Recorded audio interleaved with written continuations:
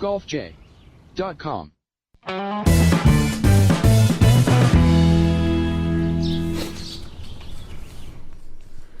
Hey everybody, welcome to our special Open Championship recap edition of the Golf J podcast on FingerLakes1.tv. I'm Jim Sinacropi, alongside Rhett Taccone and Doug Brown here inside the FingerLakes1.com studios on the third floor of the North Park building in Seneca Falls, New York on Monday, July 23rd, 2018.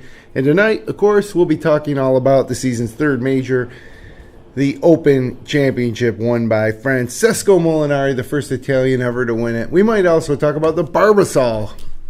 We might. With a Monday finish. Yeah, but a little bit. Troy Merritt. Yeah. You know, I think we finally got the final round that we were hoping for. And in a way, it felt a little anticlimactic, probably because it didn't really come down to that one putt on the final hole. And everybody was thinking playoff, maybe, of an epic playoff with Tiger, Spieth, Rory. We had all the makings of it for a while. Molinari, Schauffele. I mean, it was fun to watch, though. And, you know, my biggest takeaway, other than Francesco Molinari is probably the best golfer on the planet right now, is the fact that the R&A really knows how to put a tournament together as opposed to the USGA. Totally agree. From what I'm aware, there's no issues. None. No rulings, no concern about the golf course. As dry as that was, no complaints whatsoever, right? Well, the nice thing, the greens weren't dry, right? So no. they played well. I don't think nobody complained about the greens. They're too fast, too slow. You know, the course was baked out, but they took good care of the greens. Yep, I agree. Yeah, they were slow by American PGA Tour standards. Right. But nobody complained. They were also bumpy by American PGA Tour standards. The fairways were dead. Yeah. You know, but that's links golf, and you know, and it was a fair test. So that's why it's frustrating to me to see the R&A do this on this really old course, you know, with unpredictable weather conditions, and they always seem to get it right. I don't remember the last time there's been a controversy at the Open about too difficult a pin placements or you know, unfair. It was an unfair test. Where the USGA, a place like Shinnecock, has a lot better amenities and all the technology they talked about at the U.S. Open this year to test green speeds and moisture content and all that, and they still screw it up. And the R&A, you know, maybe we should abolish the USGA and just let the R&A cover, you know, the whole world of golf. Right. Yeah. So let's not forget, though, the last time at Carnoustie was 7 over par that won. Yeah. So it's a 15-shot swing.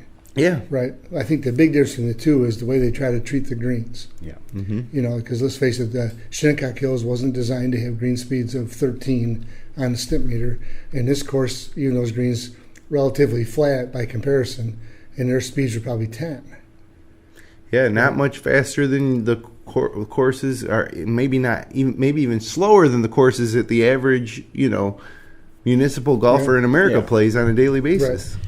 I think too the USGA just overthinks all these courses. You know, they go back to courses time and again, but a lot bigger gaps. I feel.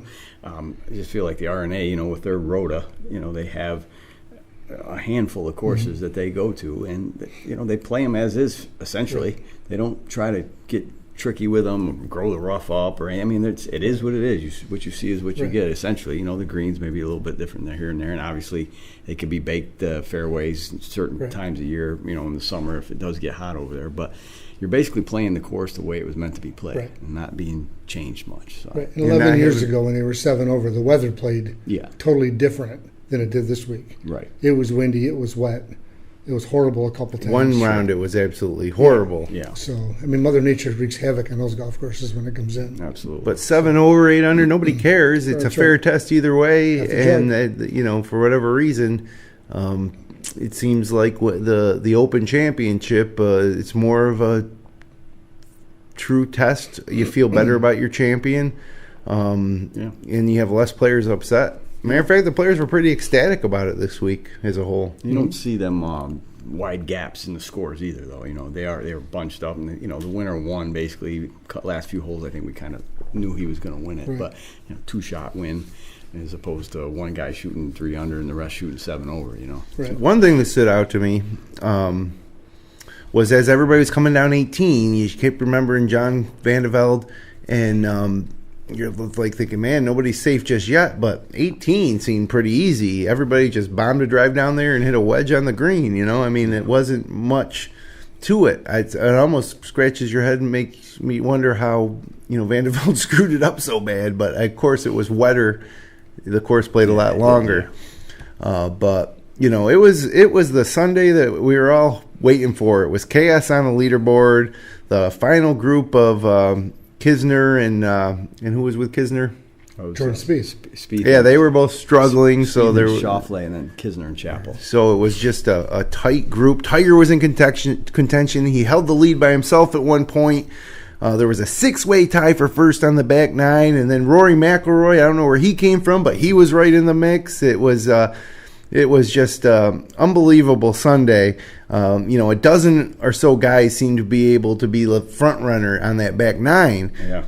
And, Rose, Kisner, Schauffele, Pepperell. And, I was wondering, I thought Eddie Pepperell played second base for the Cleveland Indians in 1948. But apparently, he's a pro golfer. So it was a roller coaster ride with major championship on the line. And Carnoustie, bared its teeth. Those final round scores, par really meant something. Most of these guys were even or over par. Right. And that's with it being, baked out and firm, and the greens being pretty tame. There were some tough pins, but there wasn't any. It wasn't a clown show like it was at the U.S. Open. And in the end, Francesco Molinari makes 16 pars, 2 birdies, while paired with Tiger Woods.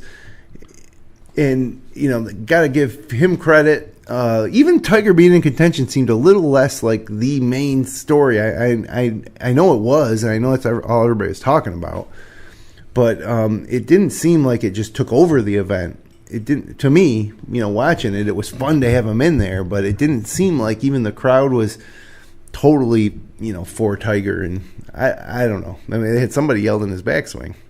Right. Which was unfortunate. Yeah. He was out of it at that point in time. But it is unfortunate. Yeah. No matter where you stand.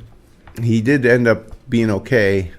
I guess we'll talk about Tiger here in a second. But before we do, I really think that, Francesco Molinari, another takeaway from this Open to me is that we keep wanting to have these guys step up and be the next Tiger or Nicklaus or Palmer, and it's just never going to happen. I mean, there's just too many good players. There's nobody, either everybody's really, really, really good, or nobody's a cut above. I mean, you can only be so good, right? Yeah. And Molinari was perfect on the weekend, pretty much. Yeah. So I think in a way that kind of hurts the game. I was happy to see Molinari win. As a guy who follows golf closely, he's been on fire. He won his last 3 tournaments were a win on the PGA Tour, a second place on the PGA Tour, and an Open Championship. He obviously deserves it, and watching him play, unlike all the other players, there was never he never wavered. Right. Yeah. He made a couple putts that could have been bogeys, but for the most part, he was clearly the most solid guy. And like you're right, when he came to 18, you kind of figured like he had it in the bag. Right. Mm-hmm.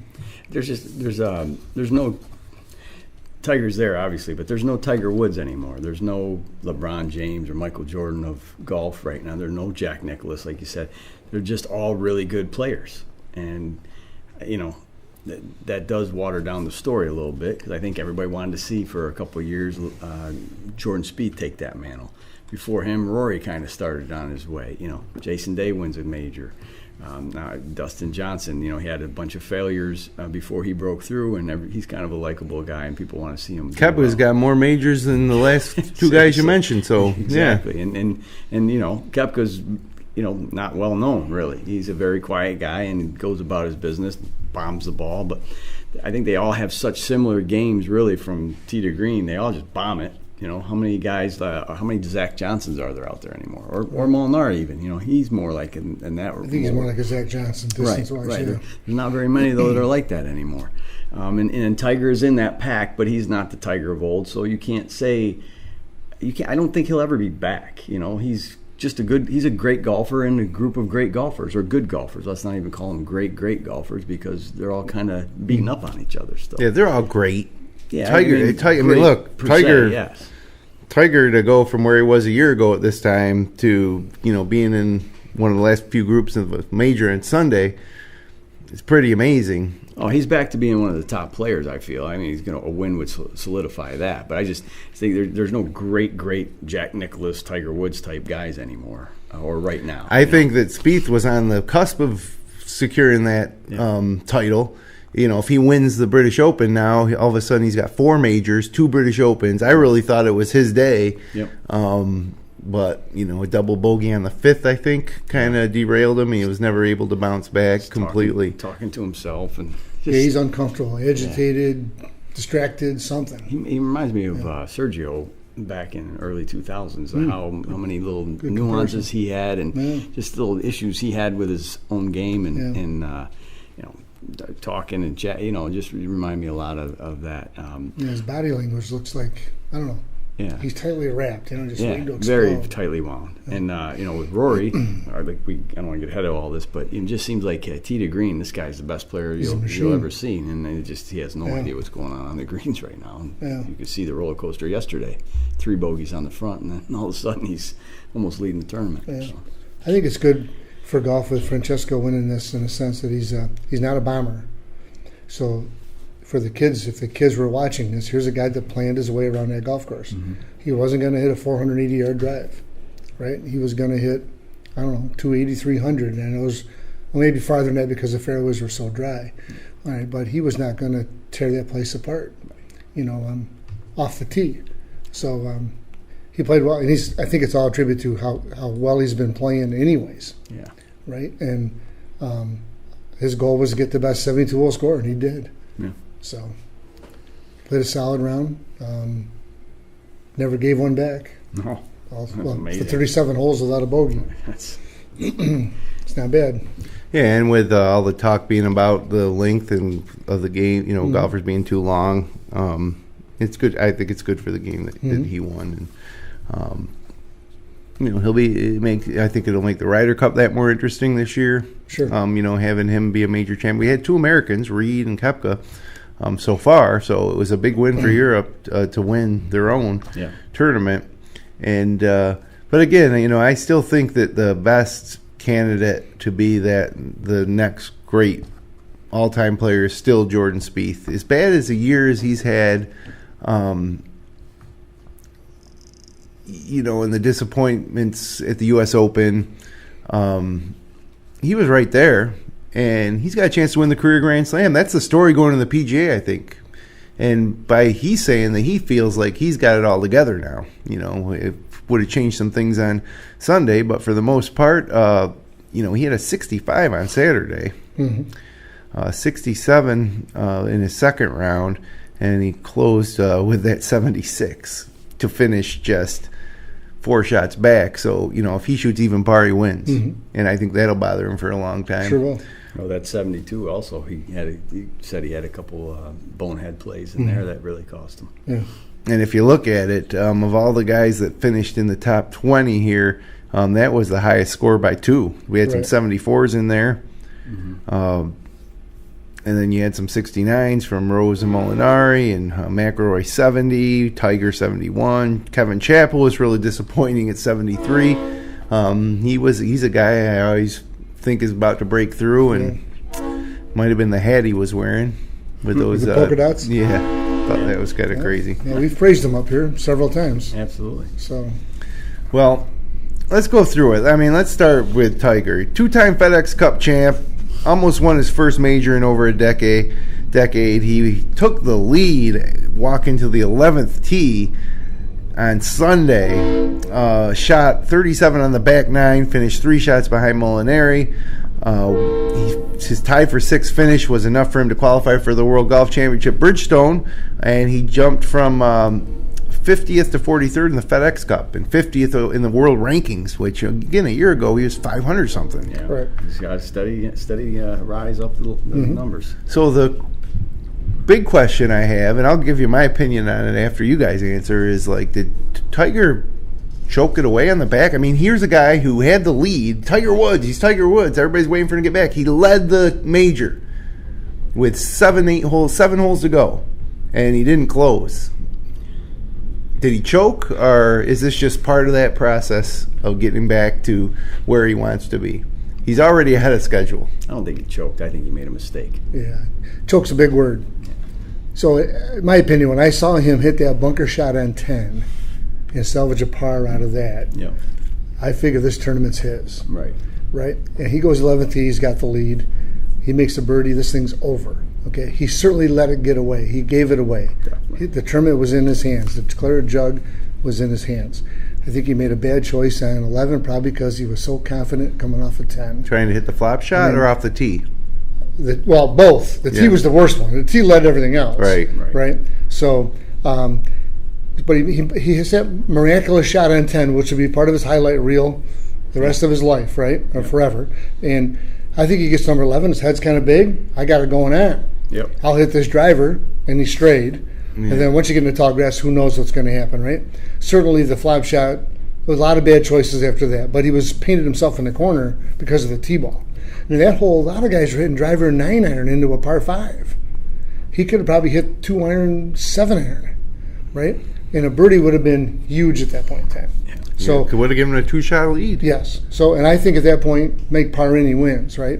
But I think he choked. I have a tough time with that word, but he certainly gave it up. All right, and it's disappointing. I'm a big fan, and I was pretty excited. I almost texted Jib. I thought, no, I'll leave it alone. You got to wait. I wanted to make sure he was watching because he was getting what he wanted, right? Yep. But he certainly gave it away. I don't think he would tell you any different. Now, when you lead, especially, he wasn't Eddie Pepperell out 2 hours in front of everybody. Yeah, he was right in the mix. He was in the fourth to last group or whatever, right? It's kind of like the 2009 PGA. Y.E. Yang, he gave that to him. Sure did. He had it. He had the lead. Yep. Back 9, and he gave it up. Which is the only time he did. Yeah. The only time he ever had the lead. He's never come from behind to win a major, though, which this would have been. So that still holds true. Still but there. How many times has he led a major on the back 9 on the final round and not won? Is this like the second time? Y Yang in this time, right? Yep. So I feel like, though, also maybe Thursday and part of not necessarily Friday as much, but Thursday I thought he was a little too conservative. Yeah. I thought he could have. I thought he left like a 68 out there, which changes stuff too. Yeah, it looked like he was positioning himself to make the cut, which he did. Right. But you're right, he wasn't getting after it. No, and I thought he could have shot a 69, 68 and put a 3 under out there, and then things are a little different. But it's good to see him where he needs to be. I hope he continues this rise so we can see him on the Ryder Cup team. I think yesterday, too, when he got to the 11th tee, he was probably, in an area he hadn't been in a long time, obviously. You'd think he could recall his positive experiences, but I would bet that heart was racing, that mind was racing. He knows what's ahead of him. He got in front of himself. So choke might not be the right word, but you're describing someone who mentally did not come through. Right. So it could be the dictionary definition of a choke. Could be. I know it's not a pleasant word, Right. and I know that it's amazing that he got to where he's got to, win or lose. It's amazing. Right. You could kind of say it, I guess. It's hard to say you choke when you finish 5th or 6th in a major championship. It's like the guy choked. Well, But you're Tiger Woods with 14 of them. Totally agree. You could kind of say it, I guess, yes, in a way. Not, I wouldn't say it, but you can because of the fact that, nobody ran by him. You know what I mean? Nobody made, 4 birdies in a row to finish out like Rich Beam did at Hazeltine. Well, and that'd be because you can't play defense. That'd be different. Right. So he had the lead. Nobody if he pulled made a John Vandevelde, he choked. There's Okay. we agree that's a choke. So, but he choked to get into a playoff. But give it away is, I think, a better. I think, he just because nobody ran by certainly him. didn't hold on to the jug. No. Right. No. And then after 12, when he went double bogey, he was out.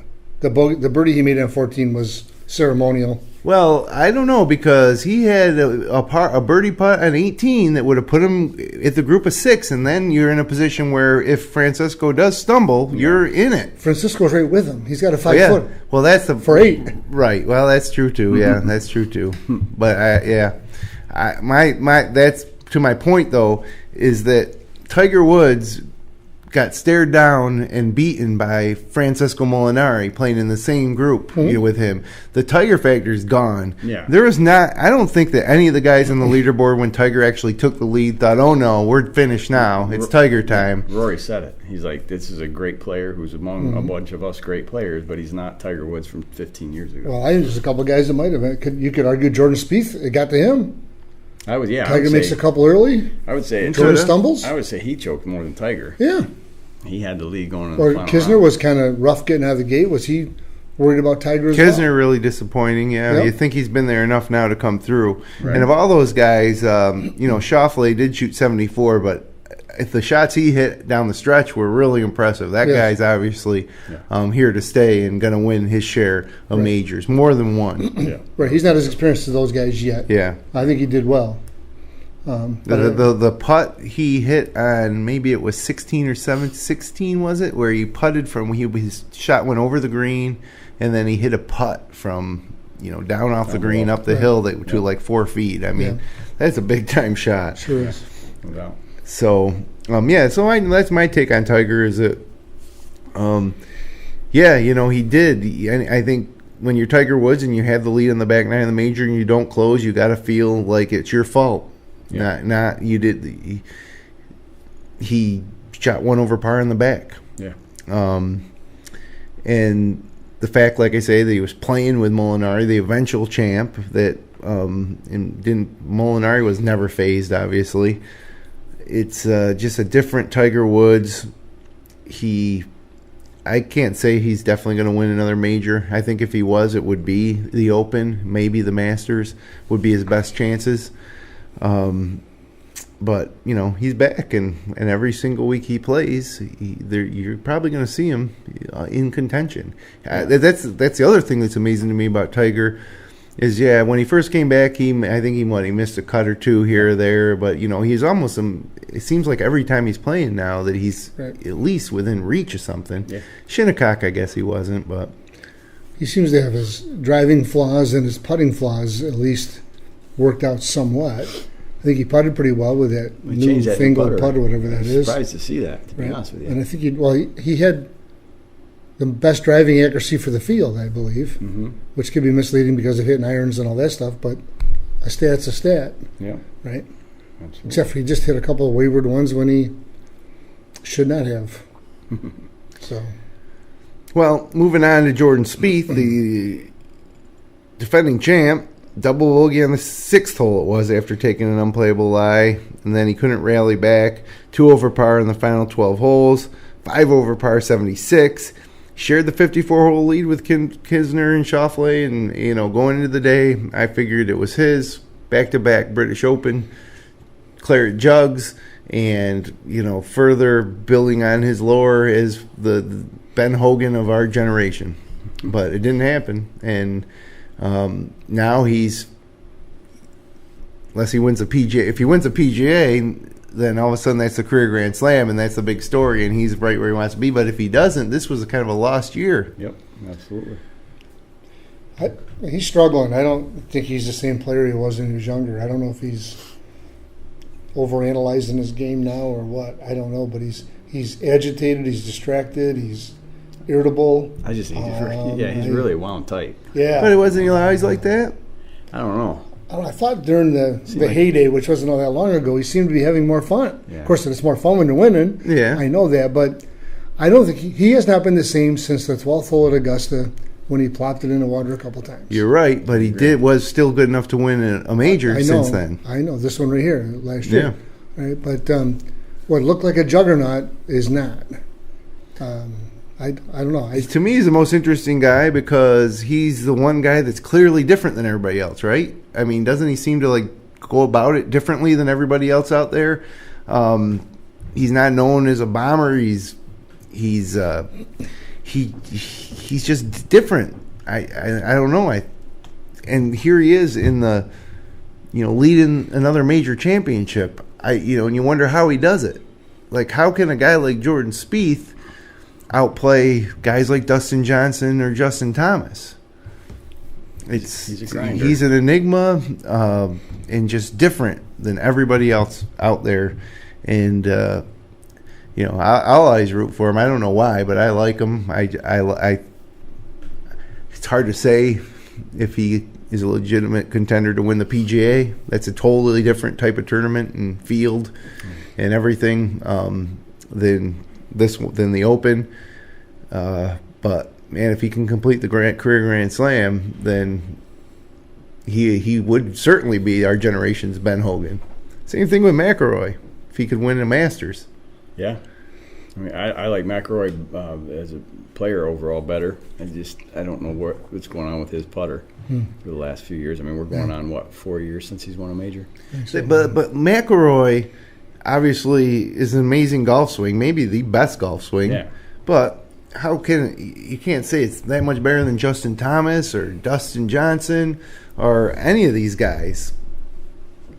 Spieth, Spieth isn't in that class of ball striking or that when somebody's teaching you a swing a golf club, they're not showing you videos of Jordan Spieth, they're showing you McIlroy or Thomas or Ricky Fowler. So what is it that makes Jordan Spieth able to outplay guys like this, and to have more majors than Thomas or Dustin Johnson?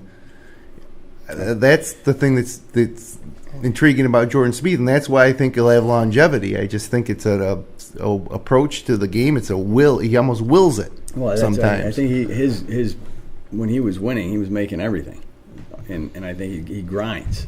And I think he wasn't as wound up as he is now when he was grinding 3 years ago. I mean, right.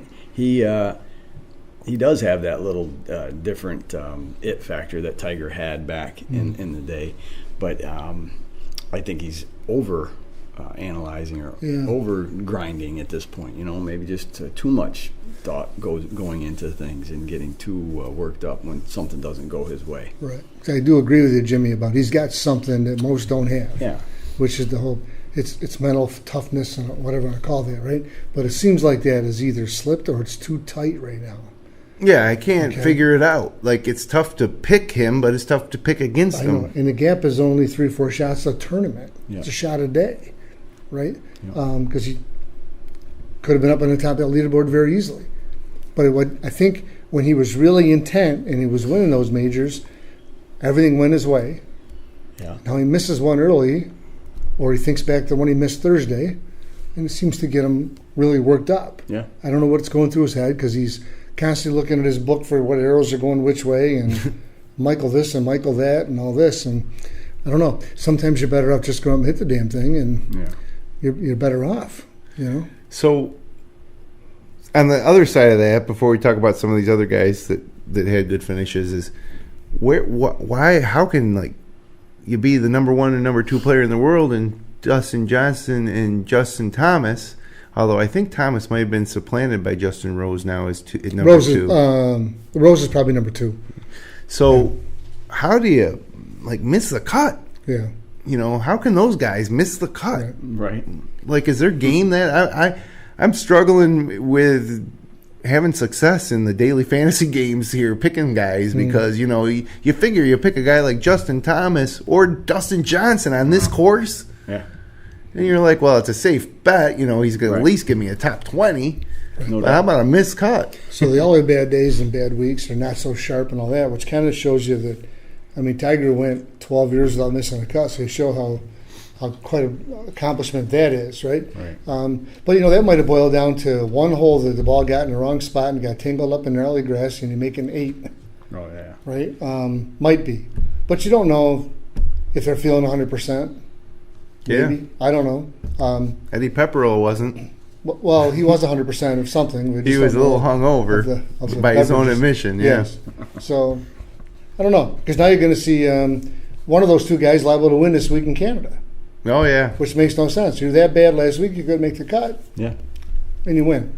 I guess that's one of the things about, golf that makes it such a great game. Mm-hmm. And look at Justin Rose. Makes the putt on 18 to get in on Friday. Yeah, by one. Got on the number, and damn near won the tournament. Yeah, well, let's talk about Justin Rose. Okay. He's won twice this year. Highest ranked player in the FedEx Cup to play the weekend. As I mentioned, Johnson and Thomas and Watson all missed the cut. Bubba Watson, too. He birdied the 18th hole just to make the cut on Friday, and then shoots 64, 69 in the final 2 rounds. It's his career best finish at the Open, and he's now up to number 3 in the FedEx Cup standings, and just having an outstanding year, but missing that major. You know, he's won the U.S. Open once. Yeah. Marion. Yeah, Marion. So, you know, it's He's had a bunch of near misses. But those are the things that are keeping him down. Like, he's getting outplayed, though. He's not giving it away like Tiger gave it away, right? Justin Rose is having quite a year and not going to get the accolades he deserves. I mean, his top 10 finishes are impressive. Yeah, he could have, you know, he posted 6 under, could have been enough for a playoff. Mm-hmm. When he birdied 18 from a foot or 2. Yeah, it looked that way. It looked that way. Only one guy better than the 6 unders. It looked if Molinari finishes at 6 under, you got a 5-man playoff, right. And that's just that would have been awesome. Insanity. But you know, Olympic gold medalist and one of the best players in the world. It's a tough game when you're just being judged really at the end of your career by the number of majors and which majors you won. Yep. You know, they can talk about how many second place finishes Mickelson had in the U.S. Open, but they're not going to give him a career Grand Slam because of it. Definitely. So, and then you got Rory. He's obviously returned to form from the struggles that he's had for the most part. 2016 FedEx Cup champ, tied for the lead with an eagle on the 14th hole, but parred the final 4 holes to finish 2 behind Molinari. Runner-up was McIlroy's best finish in a major since winning the 2014 PGA Championship. And, you know, on 18, he had just a wedge remaining, blocked it 20 feet to the right of the flag and missed the putt. You know, if he birdies that hole ahead of Molinari, now all of a sudden Molinari, you know, he would have been tied with him going into 18, needing to birdie to win. Right. So, again, you know, everything, you know, obviously he's a great player to put himself in that position, but at the end, to win a major, you got to come through at the very end. Putter cost him. He was 3 over in the front. Right. You know. Yeah, his game's all putting. I saw him miss an awful lot of putts inside 10 feet. Then he makes that bomb on 14 that really doesn't make up for it, but it gets him back in the hunt. Yep. Right. But, boy, I like his game a lot. He gets that 5-foot circle going. It's scary to watch. Yeah, he missed some close ones. Oh, and I know he's changed putters about 25 times and thought processes, and I don't know who his coach is, and I don't know. That's, you know, you go back to when he was winning the majors just 4 years ago. He made everything. Yep. No, I'm not sure he was that good of a ball striker at that time compared to what he is now. If you take that putter and put him with this player this weekend, he shoots 12 under. Yeah. Yeah. Well, and that's Tiger Woods from 15 years ago. That's Rory. Rory has that ability. It's there. It's just he can't put it all together. I mean, you hear about these guys that win on Sunday. They were 62 for 62 inside 10 feet, for example, right? You're not going to hear that about Rory right now. No. I'm not sure if he'd be 40 out of 62. Yeah. Right. You know? Now, I know some of those are little kick-ins, but he's a 5, 6, 7 foot range. It's a struggle to watch him. Yep. Well, I can relate personally. Yeah. Me too. Me too. Kevin Kisner. This was the second time he had the 54-hole lead in the past 4 majors. He shot 74 both times. He held a 1-shot lead at Quail Hollow last year before finishing 7th. Double bogey the last hole while firing at the flag in a last-ditch effort to catch Justin Thomas. Kisner shot 40-34 at Carnoustie, so one of those situations where he comes out and falls back and then rallies, but it was too late. His best career finish in a major. And, you know, we're obviously going to see him again. You know, whether he'll ever get over that hump and be able to, you know, close something out. You had to feel good about him, you know, heading into Sunday. Yeah. He would have been a good bet. He would have also been flying under the radar a little bit, you know, with Spieth and Tiger and everybody, you know, within reach, but couldn't close out. So many good players. It's just hard. What's the difference between Kevin Kisner and you know, half the other, you know, the other 30 other players out there, whether it be like Tommy Fleetwood or Webb Simpson or Kevin Chappell? Everybody you've got on the sheet on the front page through Everybody inside the top 20, yeah. Yeah, basically has a win. And so, Eddie Pepperell, but you got the Schauffele's a rookie of the year. Kisner's won. Obviously, some of these guys are major winners, but these are the guys we've been talking about all year and for the last couple of years. So if you're Kevin Kisner to have a bad front nine, right, it's just tough. It really is. Any of these guys could win a major. I'd look at every one of these guys on this list, minus maybe Pepperell. And Eric Van Rooyen. Yeah, but Thorbjorn Olesen, I would also throw out. But everybody else. He threw 370s and a 71 out. But, yeah, point being, like you're saying, they could all win a major or a major, big tournament. So that's a lot of guys. Yeah, I guess when you're looking at this list of the top 20, I mean, some names that jump out at me are Patrick Cantlay, quietly with a tie for 12th. Right. 5 shots back of the eventual winner. Right. Ryan Moore's in there. Fleetwood was my pick. Fleetwood's been playing out of his mind. Webb Simpson, Jason Day, never could really get into the mix. 68 final round, vaulted him into the second, into the top 20. Pat Perez is having a great resurgence in his career. Yeah.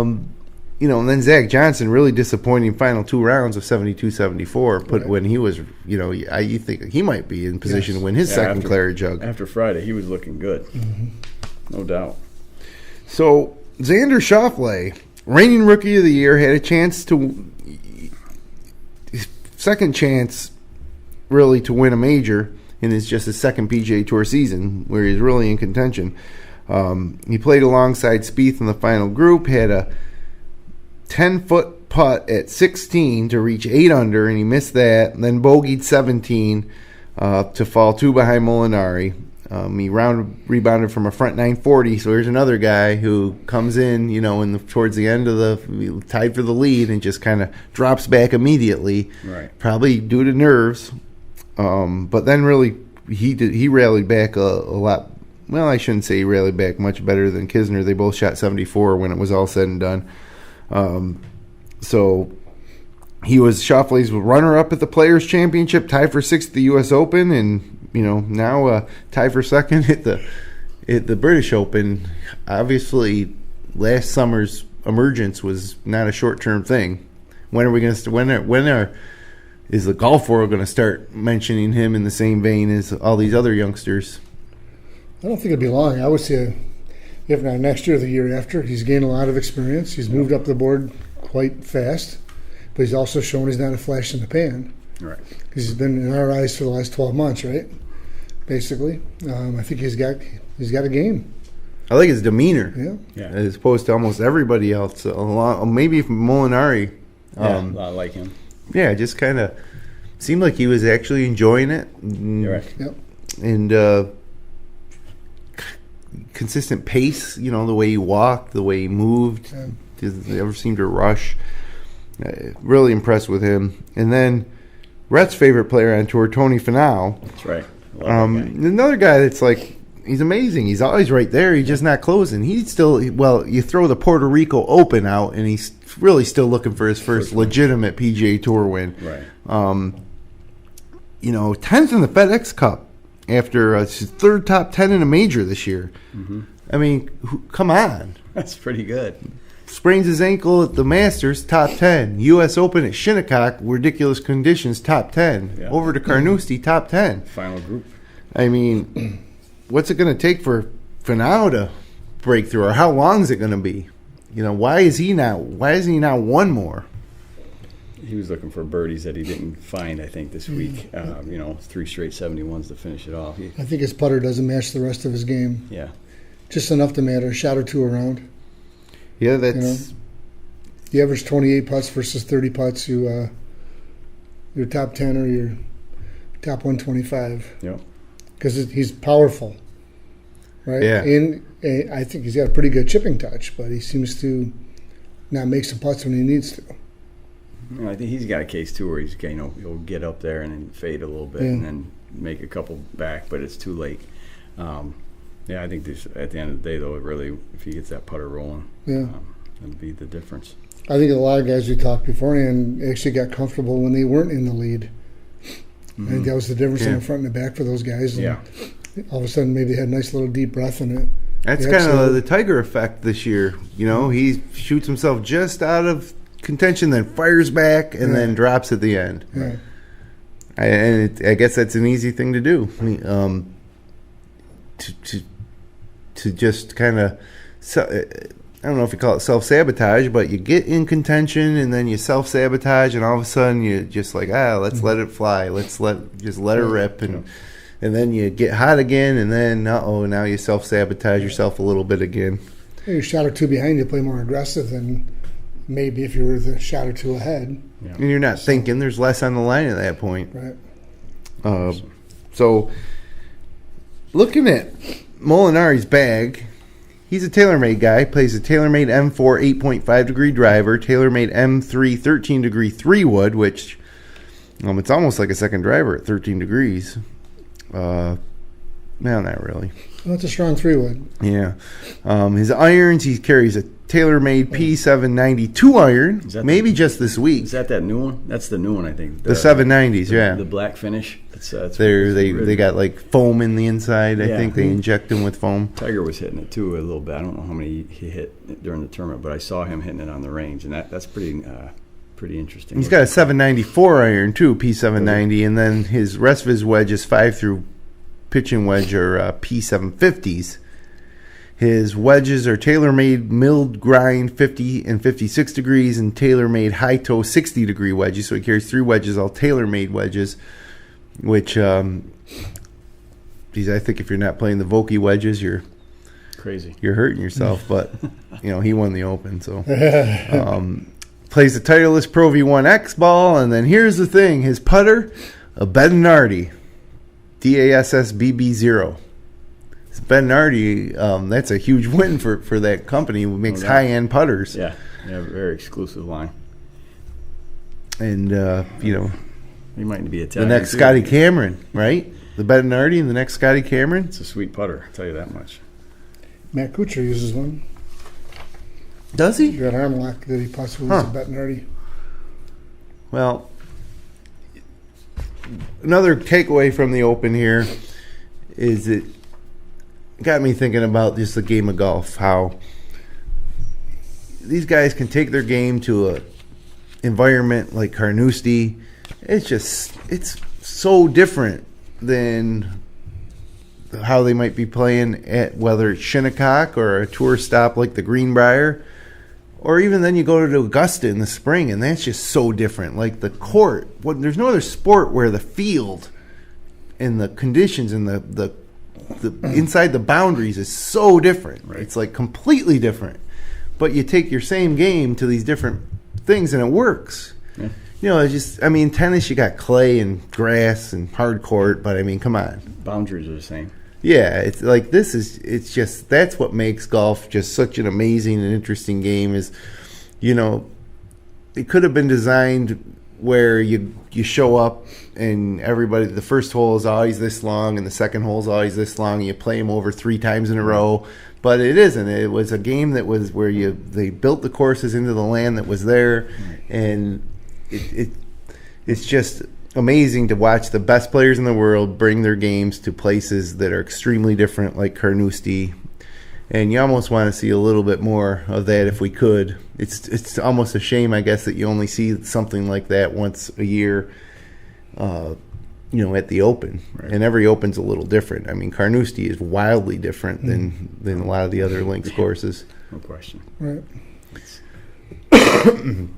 But it's that to me is what makes golf the greatest game in the world, and it's fun to see. And maybe some American course designers can come up with something a little different.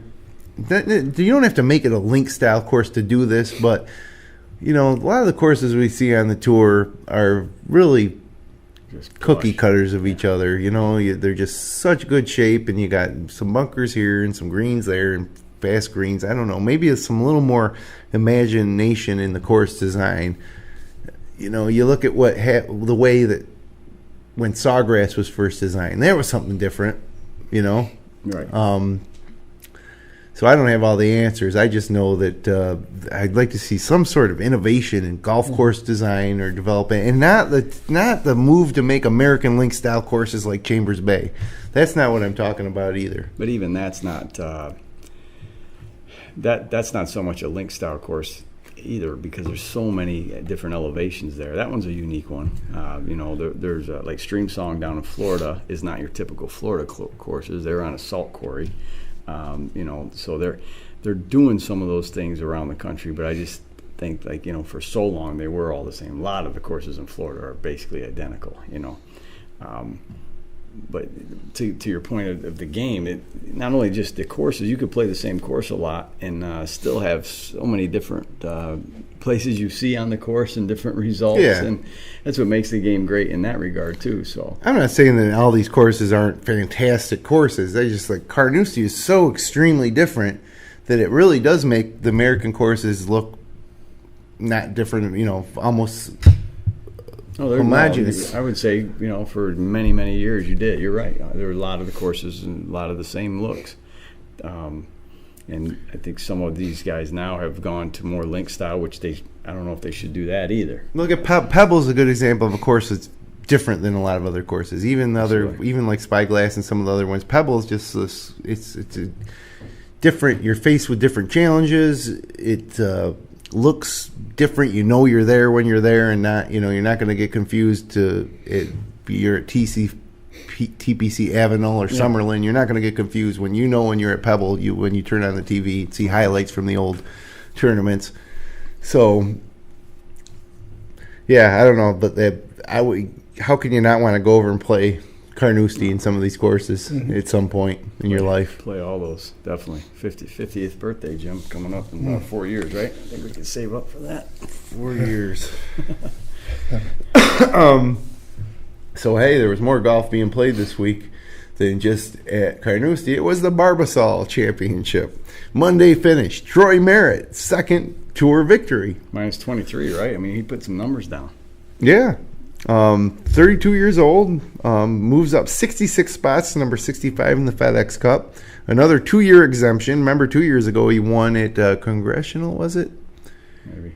Yeah, I think he won at Congressional. It's hard to believe that was 2 years ago, but it might have even been 3 years ago. It's a who's who of guys who have done well on the fall tour. Yeah. You know what I mean, that tournament. And I'll take this moment to say something that really was annoying to me is, like, when the major's going on, I want to turn to the Golf Channel at 11 o'clock at night, and I want to see Brandel Chambly and Frank Nobilo. I don't care if they replay it every hour and a half over and over again. I don't want to see a replay of round 1 of the Barbasol. And that's what happened on Thursday night, 11 o'clock. I'm like, all right, I'm going to get fully caught up on everything here. Right. Turn it on, and it's like the coverage of the Barbasol first round is just starting. And, any other night, that's fine. I'll watch that. But the British Open's going on. And come on, Golf Channel. You really, gotta. And it was NBC's tournament, right? Yes. So they must have to do with some sort of contract with the PGA Tour that they're going to show the replays. Right. But that was, I think it's kind of ridiculous. You could have done without it, huh? Yeah. I didn't need to see a replay of the first round of the Barbasol. Live coverage is enough. So Brittany Lincecum also gave it a shot and didn't do so well. I think it was a 79 first round. I didn't even check and see what she shot second round, but she missed the cut. She put some birdies up there on the second round. Did she? Yeah. A little better? Yeah, absolutely. It would be really something if, it's one of these times to see one of these ladies that tried to actually, get to the weekend and then even, be within reach maybe. Just be talked about for 4 days. They would need a really good putting week, I would think. Yeah. And it would take the right kind of course for them to do it. But there's obviously the distance is the biggest difference. I think that some of the top women players are just as good inside 100 yards as the men players are. So it's obviously, off the tee and the par fives and all that, the stretched out courses that make it tough to compete. Mm-hmm. But it's always interesting to see, and it was a little gimmicky something to grab a little attention for the Barbasol. And we got more of these types of tournaments coming up. Just the Barracuda will be going on during the Bridgestone. Right. So let's take a look at the upcoming schedule. you got the Canadian Open at Glen Abbey this weekend. A great tournament. It's so great that you got the Travelers after the U.S. Open, and now you got the Canadian Open after the British Open. It's fun. You kind of capitalize on some of the momentum of all the viewership. Yep. Canadian Open is definitely worth a watch. It's a great tournament. And then the next week, the WGC Bridgestone, which will feature Tiger Woods at Akron, Ohio. And then the Barracuda Championship in Reno. I don't know if they're playing that as a Stableford or not.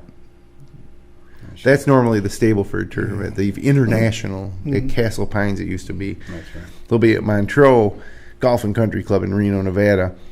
And then guess what? August 9th through 12th, it's a PGA Championship. As Justin Thomas looks to defend. Then the Wyndham, it's a tournament nobody really cares about unless you're on the borderline to make the FedEx Cup playoffs. And then the playoffs start 4 weeks, Northern Trust, Dell Technologies, BMW, and then the Tour Championship at East Lake, followed by the Ryder Cup. And then we put a wrap on another golf season, only to have next season start in October and it'll be over before Labor Day, as we talked about last week. Ryder Cup's going to be an early watch, boys, 2 a.m. In France, so you're saying it'll start at 2 a.m. and end around 8 a.m.? No, it'll be because you got the morning and afternoon. Yeah, so we're all day events. It'll be like a U.S. or a British Open. So when will Eastern Standard Time? When will the afternoon end? So if you're 2 a.m. because that's 7 a.m. roughly because they start the twosomes on. So 4 or 5 hours. So then you go 2 p.m. 1 o'clock. Yeah, it'll go all day. Yeah, I think 12 hours for 2 rounds. Yeah. So the singles matches, when will they'll tee them off later? Probably like 10. Yeah. Oh, and for the final round. Yeah, probably.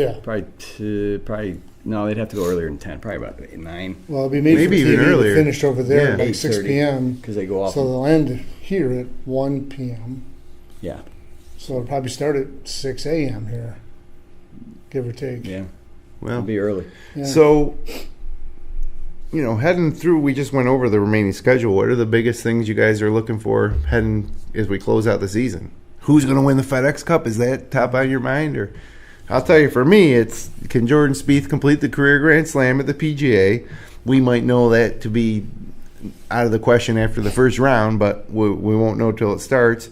Can Tiger Woods win a tournament before, in his first year coming back? And then obviously, who's going to be on the Ryder Cup team? You got to take Tiger. Yeah, he's got to play. Yeah. That's a done deal. He's proved, I think, that with his experience and obviously the draw, I'm sure that. I had a disagreement with a couple of my buddies yesterday. Like, and I'll leave him as a vice captain. I'm like, well, you look at the list of guys from 8 to 16. Okay, you're going to take any one of those guys over him in a match on Sunday? Right. No. And the same, almost the same with Phil's. Probably more of a debate than Tiger at this point. I think so too. Tiger's whatever. You don't pair them together. Well, no, but I'm just saying, like who's playing better right now? I'm taking Tiger over Phil every pick right now. I just think that he's trending all the way to where we want a guy on the Ryder Cup team to be. He's certainly one of the best 12 American players right now. No question. Yeah. So. That's my thing. Is, will he make the Ryder Cup, which I think he will, and will have success at that. And then, which one of these top 20 guys is going to come through at the PGA? So, Brownie, how about you? What are you looking at? I'd like to see Tiger win and get that whole discussion over with, or we'll have the discussion so it can be over with. And I'm also looking for somebody to separate themselves as the leader of the pack. Not necessarily winning a PGA, which would be great, but which one of these 10, 12, 15 studs is really the stud? What would it take for one of these guys to do it in your mind? I think they're going to have to win 2 or 3 more times this season and have to win the PGA along with that. I think it's Rory, PGA and FedEx Cup. Because somebody's got to, any given week, you could shuffle 1, 2, and 3, seems like all the time. We're awful darn close. Yeah. And when Tiger was number 1, he had a huge lead. For a long time. But Greg Norman held it for a long time and all that. But ever since those guys, it's been Luke Donald for a couple of weeks, Lee Westwood for a couple of weeks, and then Johnson and Thomas. They've been going back and forth a little bit. So who's going to step up and truly be the number 1 player in the world? So who's going to be player of the year this year? Because that's totally up for grabs. And right now you got Bubba Watson's got more wins than anybody else does. Justin Rose has to be up in consideration. He doesn't have enough wins. Well, he's got 2 wins. Well, Bubba's got 3. Yeah. Which is crazy. I think Rose's season's better. But Well, it's up for grabs, though. It's up for definitely grabs. up for grabs. Yeah, I think there's a lot to be said still with regards to that. Yep. You know, the PGA and the 4 FedEx Cup And a WGC Bridgestone. Yeah. Mm-hmm. I think Tiger's winning that. Well, I'm talking about somebody stepping up. I mean, really stepping up for a while. Take the lead for a while is Next the number couple one. of years. Yes. Be the guy we talk about as number one with a gap of 2 or 3 or 4 points where the 1 week doesn't matter. Who's that DJ's gonna be? been there for a while, only to lose it for a short while and get Right. it back. So, I mean, technically, he's kind of been the guy, but Yeah. he missed the cut this week at the Open. Yeah. Right. And if Justin Thomas had a good week, would he have taken over number one? Don't know. Yeah. Or would have closed the gap, right? I guess why that stuff's kind of stupid because we don't know. You know, I mean, we could bring out a mathematician and he could Sure. tell us, but Well, that's it's a not rolling really what the two- game's about. It's a rolling 2 years, and if you go back exactly 2 years ago, maybe somebody took a month off Yeah. in between big events, and that's the other guy didn't, I think right? So I think the 2 guys are Spieth and McIlroy. That are one of those 2 guys could be the guy that steps out if they get it all together. If one loosens up and the other one Yeah. finds his putter, yeah, it could be those 2 would be a great matchup for A long time. A long time. And it almost happened in the final round there. Yeah. I mean, this was a great Open. It brought us everything that we hoped to into the final round, but it lacked that duel at the end. I mean, Molinari outdueled everybody, but he did it in such a subdued manner that it didn't seem like he was dueling anybody. He was just the only guy that never made a bogey or a big number. How about him and the Ryder Cup, the way he's playing? I mean, he's going to be tough to contend Sure with. is. But we'd love to see McIlroy will probably find his putter the week of the Ryder Cup. oh yeah, Right. always does. It'd be great to see Spieth and McIlroy on Sunday in the Ryder Cup. That would be awesome. McIlroy and Patrick Reed with the That was great. Yeah, Absolutely. they'll probably you can't fix it that way. Right. They can't. But, Well, you wonder. Yeah, right. The captains might say, "Okay, I'm going to put Reed number 2. Yeah. Go ahead and do whatever you want." But locally here at Seneca Falls Country Club in our backyard here in the FingerLakes1.com studios, the hole-in-ones have been flying on hole 12, and the reason I bring that up is because we had Holly Reynolds, who's going into her sophomore year at Keuka College. I'm not sure you're sophomore or junior. Yeah, so she had her first hole-in-one on 12 yesterday or 2 days ago. Yeah, yesterday, Sunday, on the par 3 12th. But then on Thursday night, 89-year-old Bill Velt scored his third hole-in-one of his life on the 12th hole at Seneca Falls Country Club, and that makes 5. God bless. 5 this year. It's almost like the 87 U.S. Open at Oak Hill, That's right. where they had 5 in one day, wasn't That's it? right. Yep. With Chris Berman calling it for ESPN. Yeah. So congratulations to Bill Vell at 89 years old. I guess the last time he got one, it was like, when was the last time? His first one was in the 70s, he said. I think he said it was really quick. I think he said about 12 or 13 years ago he had his last one, which His was second one. number 2. Yeah. He seems to be pacing him out a little bit. Well, that's why golf's such a great game. At age 89, you can still do something that, will define your personal golf career. That's right. And things like shooting your age, and it's going to be things I'm going to be looking at doing, coming up in the next couple decades. So anyways, on to the next one. It won't be long. Canadian Open next weekend, WGC Bridgestone, and then the PGA. I'm not sure exactly what our schedule will be coming up here. Obviously, we'll be here to preview the PGA and to talk about the Bridgestone. Sounds like that'll be a good one. Yeah. That's only 2 weeks away. Yeah.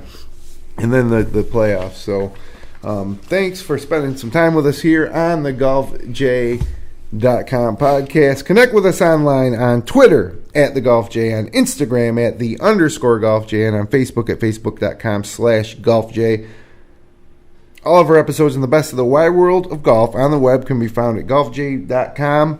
We'll be back Couple weeks. 2 weeks on Monday night before the Bridgestone. Yeah, we'll get a good long run after that. because Yeah. They all pile up on us.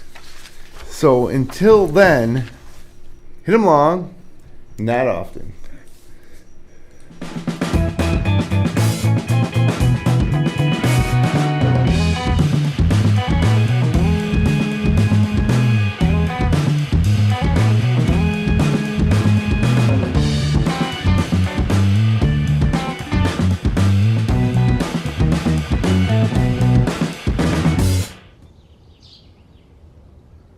golfj.com.